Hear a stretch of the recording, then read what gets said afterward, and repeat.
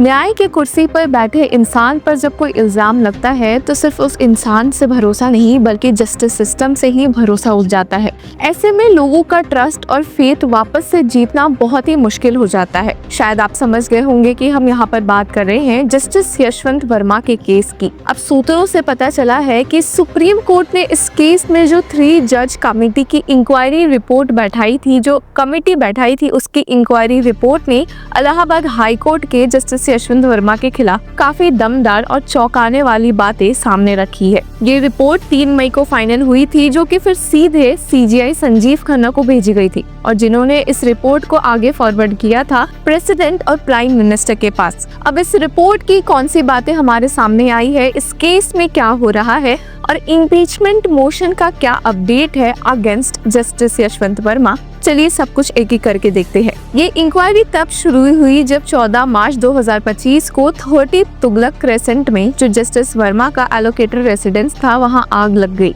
आग लगने के बाद उस रेसिडेंस पे जो मिला उसने सिस्टम के अंदर की सच्चाई को उभार कर लाया है। एक स्टोर रूम से खूब सारी जली हुई कैश की गड्डियां मिली थी। सवाल ये उठता है कि इतनी बड़ी रकम कहां से आई और ये क्यों जली हुई पाई गई। अब आपको बता दें कि फॉर्मर सीजीआई संजीव खन्ना द्वारा फॉर्म कमेटी में पंजाब और हरियाणा हाईकोर्ट के चीफ जस्टिस शील नागू, हिमाचल प्रदेश हाईकोर्ट के चीफ जस्टिस जीएस संधवालिया और कर्नाटक हाईकोर्ट के जस्टिस अन्नु शिवारमन शामिल थी। इस कमेटी ने कई हफ्तों तक इंक्वायरी की। कहा जा रहा है 55 विटनेसेस का इंट्रोगेशन हुआ है और डायरेक्ट और इलेक्ट्रॉनिक सबूत इकट्ठा किए गए हैं। अब इस रिपोर्ट में सोर्सेस के मुताबिक ये साफ साफ लिखा हुआ है कि जस्टिस वर्मा के ऑफिशियल रेसिडेंस से जो जली हुई कैश बरामद हुई है उसका डायरेक्ट लिंक उनके परिवार के साथ ही है। इस रिपोर्ट के बाद से अब जस्टिस वर्मा को रिमूव करने की डिमांड गवर्नमेंट से की गई है। सोर्सेस के मुताबिक रिपोर्ट में ये साफ तौर पर लिखा गया है कि स्टोर रूम तक का एक्सेस जस्टिस यशवंत वर्मा के परिवार के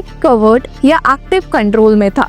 इसका मतलब ये है कि उन्हें पूरे जगह की जानकारी थी और उनका डायरेक्ट कनेक्शन भी था। अब ये बात इसलिए भी इम्पोर्टेंट है क्योंकि जस्टिस यशवंत वर्मा ने इस केस में खुद को डिफेंड किया था और ये कहा था कि वो जो स्टोर रूम था जहां जली हुई कैश मिली थी वो उनके घर से थोड़े आउटर एरिया में था, यानी कि उसका एक्सेस किसी के पास भी था, कोई भी उसमें पैसे रख सकता था, फैमिली को कुछ कानो कान खबर हो भी नहीं सकती थी। पर इसी बात को कहीं ना कहीं सोर्सेस के मुताबिक रिपोर्ट ने नेग्लेक्ट किया है, डिसमिस कर दिया है। और तो और इंक्वायरी पैनल ने ये भी ऑब्जर्व किया कि 15 मार्च की सुबह जब फायर कंट्रोल हो गया था उसके कुछ ही घंटों के बाद जली हुई कैश को वहां से हटा दिया गया। ये भी एक सबूत है कि सब कुछ प्रॉपर प्लानिंग के साथ एग्जीक्यूट किया गया है। अब रिपोर्ट ये भी बताती है कि जस्टिस वर्मा के रेसिडेंस पर कैश होने की बात 10 आई विटनेसेस से कंफर्म की गई है।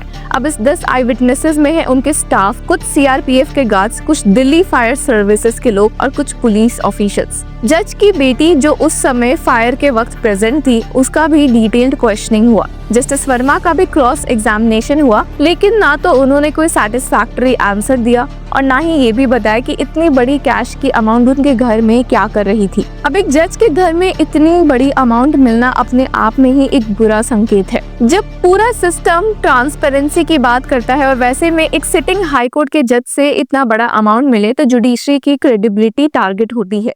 अब इस केस में एनालिस्ट का कहना है कि एक हिस्टोरिक मोमेंट है। ये केस जुडिशरी के अंदर अकाउंटेबिलिटी और इंटीग्रिटी के स्टैंडर्ड्स को रीडिफाइन करता है। अब तक या तो जजेस के खिलाफ ऐसे केसेस सामने आते थे तो उन्हें दबाने की कोशिश होती थी या अंदर ही उसे सॉल्व करने की कोशिश होती थी। हालांकि यहाँ पर स्टार्टिंग से ट्रांसपेरेंसी मेंटेन करने की कोशिश फॉर्मर सीजीआई संजीव खन्ना ने की थी और साथ ही इस बार जो इंक्वायरी हुई है उसकी थॉरनेस, विटनेसेस की नंबर और सबूतों का नेचर सब कुछ दिखाता है कि इस केस में एक स्ट्रिक्ट एक्शन लिया जा रहा है। अब एक खास बात इंक्वायरी कमेटी की ये भी है कि इसने दिल्ली फायर सर्विसेज के 11 ऑफिसर्स, पुलिस के senior officers, personal security officers, domestic staff और कोर्ट के कुछ ऑफिशियल्स को भी एग्जामिन किया है। इससे ये तो साफ है कि इन्वेस्टिगेशन का स्कोप काफी बड़ा है। अब जब रिकमेंडेशन रिमूवल की अगर की गई है तो नेक्स्ट स्टेप क्या है? इंडियन कॉन्स्टिट्यूशन के तहत किसी हाई कोर्ट जज को रिमूव करने के लिए इम्पीचमेंट प्रोसेस फॉलो होता है। इसका मतलब है कि पार्लियामेंट में एक मोशन पास होगा जिसमें मेजॉरिटी सपोर्ट होना चाहिए। लेकिन खुद में ही ये शॉकिंग है कि पहली बार ही एक इंक्वायरी रिपोर्ट ने इस मामले को इतना पुश किया है। अब बीते कुछ दिनों से हम सुन भी रहे थे कि central government justice Yashwant Verma के खिलाफ एक इम्पीचमेंट मोशन मूव करने वाली है, वो भी मॉनसून सेशन ऑफ पार्लियामेंट में। इवन ये भी कहा जा रहा है कि एक्स सीजीआई संजीव खन्ना ने अपने लेटर में लिखा कि जस्टिस वर्मा चाहे तो रिजाइन या वॉलंटरली रिटायरमेंट ले सकते हैं, और शायद अभी सरकार उसी का वेट कर रही है, इसलिए मॉनसून सेशन तक का टाइम जस्टिस यशवंत वर्मा के पास है। एक सीनियर ऑफिशियल ने कहा भी कि सरकार फिलहाल वेट कर रही है कि क्या जस्टिस वर्मा खुद स्टेप डाउन करते हैं, और उन्होंने ये भी कहा कि मॉनसून सेशन के पहले तक कुछ नहीं होगा। अब जुडिशरी के कुछ सर्कल्स में भी इस केस को लेकर काफी टेंशन मचा हुआ है। कुछ लोग कह रहे हैं कि ये एक आइसोलेटेड इंसिडेंट है, पर वहीं कुछ लोग कह रहे हैं कि इससे जुडिशरी की ओवरऑल इमेज खराब हो रही है। वहीं दूसरी तरफ लीगल एक्सपर्ट्स का कहना है कि जुडिशरी को अगर पब्लिक फेथ रिस्टोर करना होगा तो उन्हें जीरो टॉलरेंस पॉलिसी अपनानी पड़ेगी। ऐसे समय में जब देश बार बार जुडिशरी की अकाउंटेबिलिटी, ट्रांसपेरेंसी और क्रेडिबिलिटी पर सवाल उठा रहा है, तो जुडिशरी को खुद भी सोचना पड़ेगा कि ऐसे टाइम में उन्हें कौन सा स्ट्रिक्ट स्टैंड लेना चाहिए।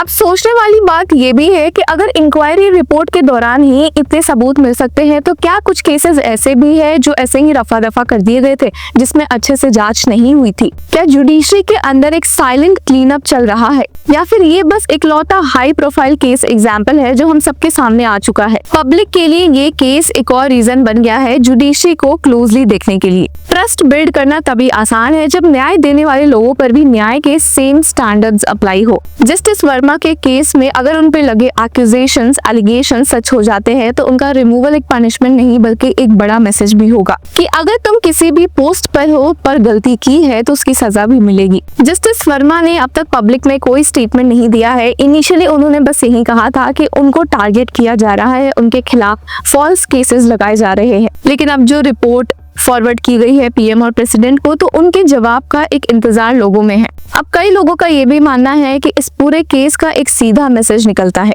No one is above the law, not even the ones who interpret it. तो क्या आप इससे अग्री करते हैं, और इस केस में आपकी क्या राय है, हमें कमेंट सेक्शन में जरूर बताएं। और तब तक के लिए keep following law Chakra. Hello law lovers and justice seekers, welcome to law Chakra. हम आपके लिए लेकर आए हैं कुछ बहुत ही exclusive. Introducing law Chakra prime membership, जो आपको देगा exclusive access like never before.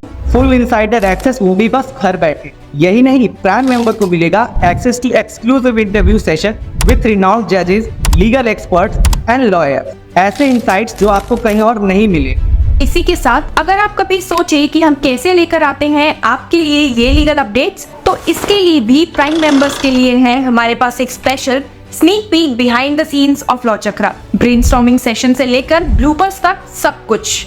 In short, more content, more update and more analysis. Political legal controversies हो या इन डेप्थ लीगल सेशंस, सब कुछ आपको मिलेगा एट वेरी मिनिमल प्राइस। बनिए लॉ चक्र की प्राइम मेंबर और अनलॉक कीजिए full potential of legal knowledge. अभी ज्वाइन कीजिए